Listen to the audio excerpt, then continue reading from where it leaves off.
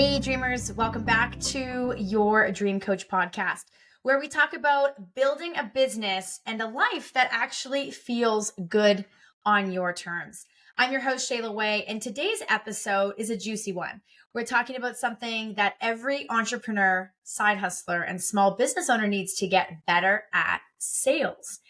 Now, I know you are hearing the word sales, and sometimes that can just make some people squirm.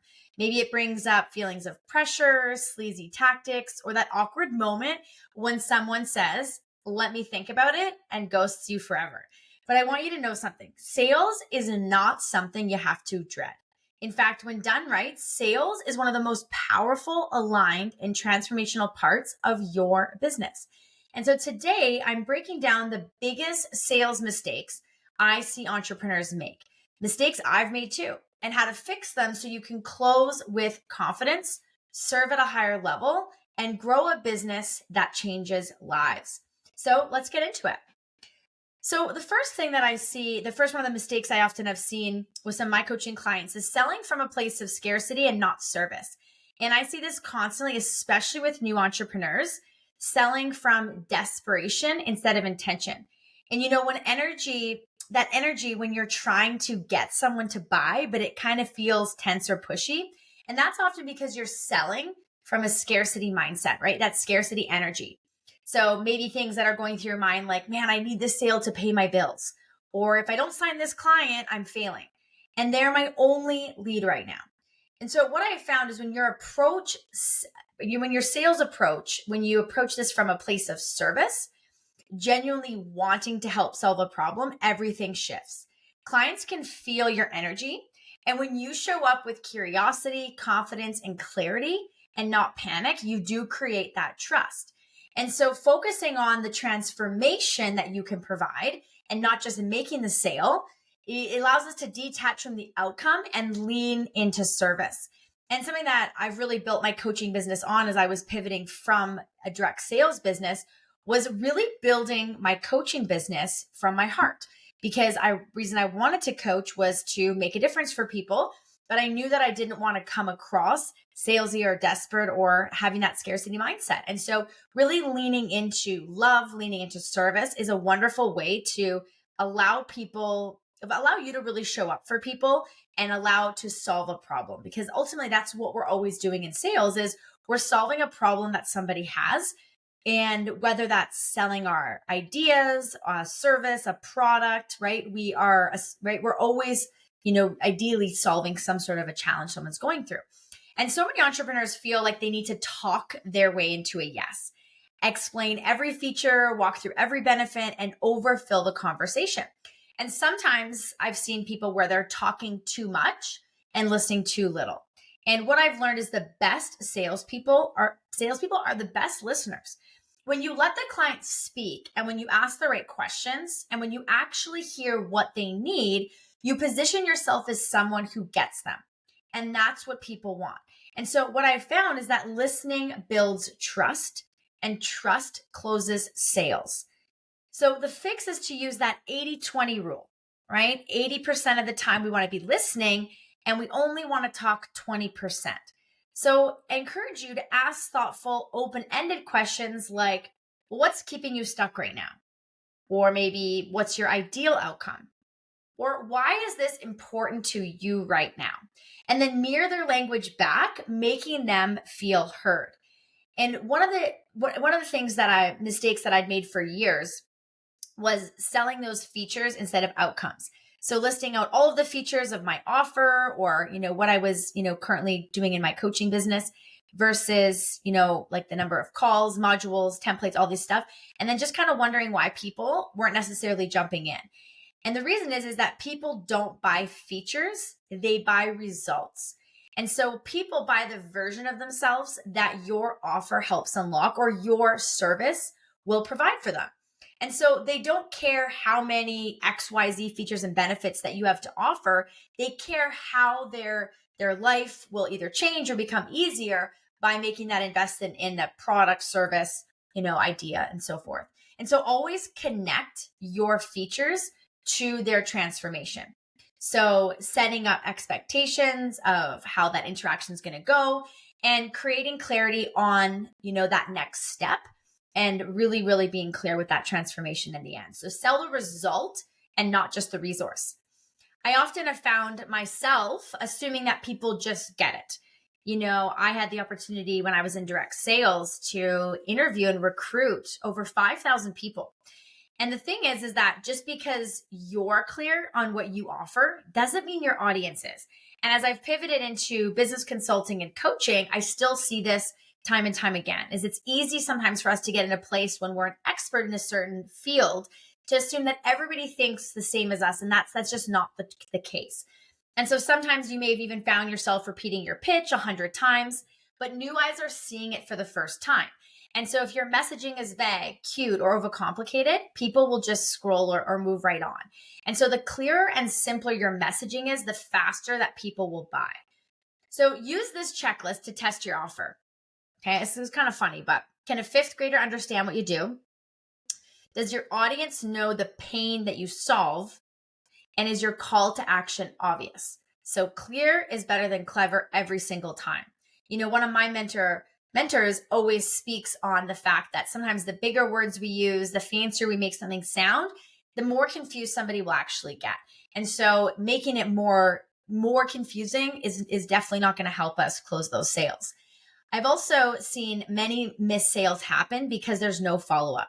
Someone expresses interest, says they'll think about it, and then you just wait. So we want to make sure that we have a super strong follow-up process that's a non-negotiable.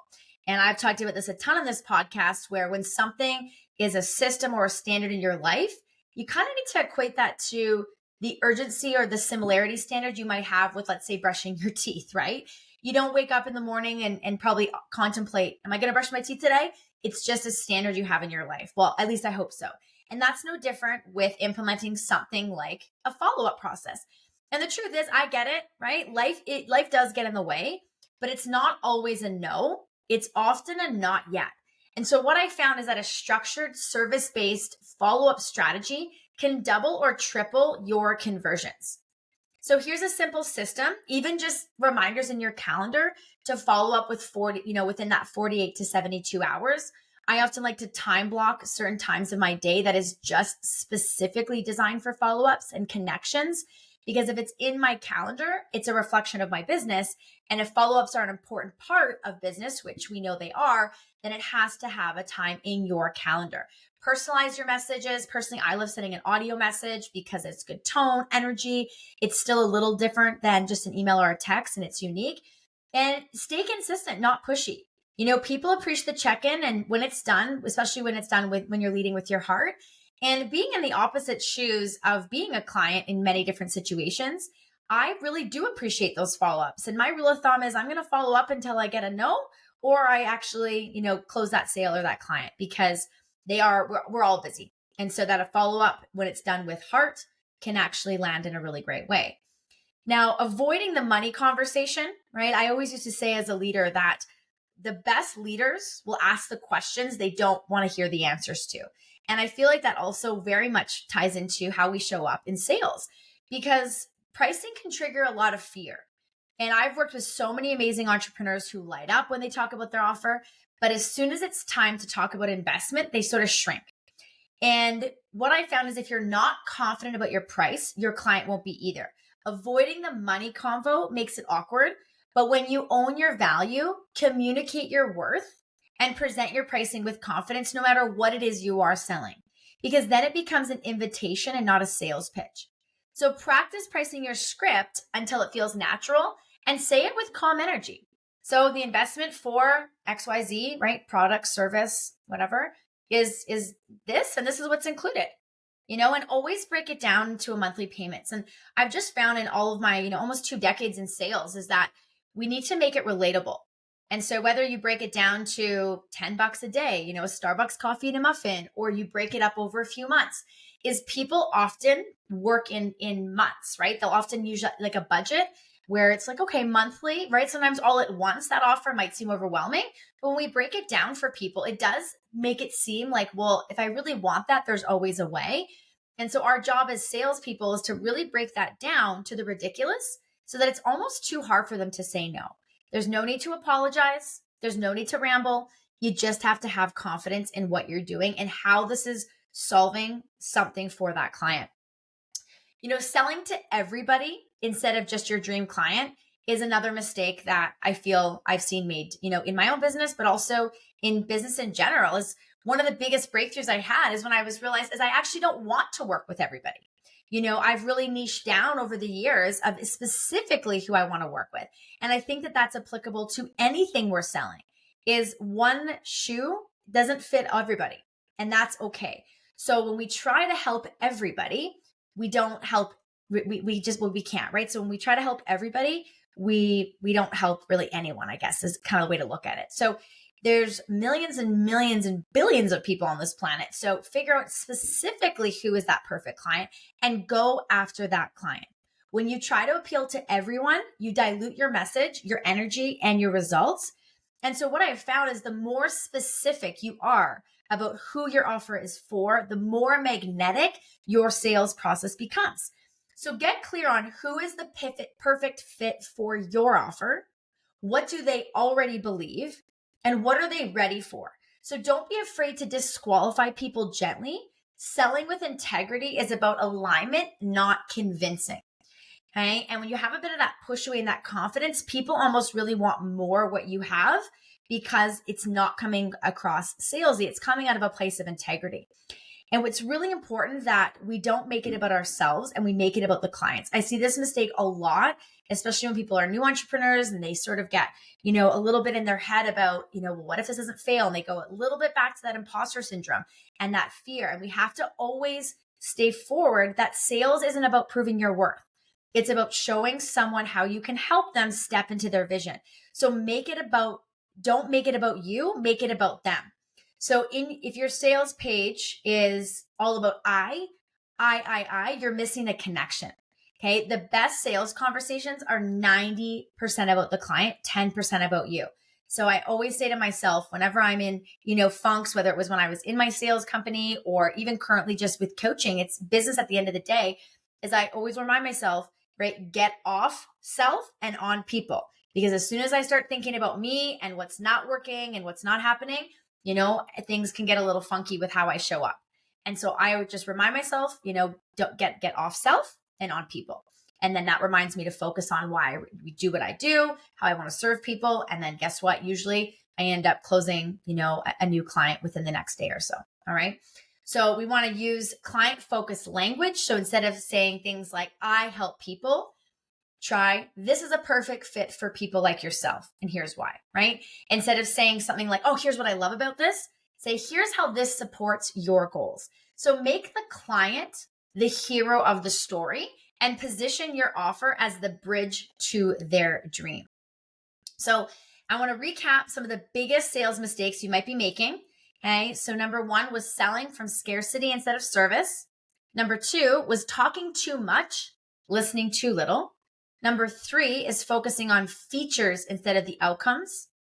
4 is assuming people get it. 5 is not following up. 6 is avoiding the money convo. 7, trying to sell to everyone. And 8, making it about you instead of them.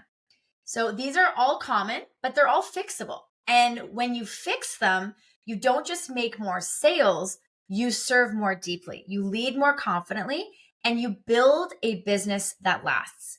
So here's a challenge for you this week. Pick one of these mistakes that you might be making, own it, and then take action to shift it. So whether it's improving your messaging, practicing your pricing, or just sending a follow-up DM you've been avoiding, move forward with confidence. Feel free to DM me on Instagram with any questions, and then let me know what shift you're making this week. I'd love to cheer you on. And if this episode helped you feel more confident in your sales process, share it with a friend, hit that subscribe button, and leave a review. It helps this podcast grow and reach more dreamers like you. Until next time, keep dreaming, but more importantly, keep selling with purpose.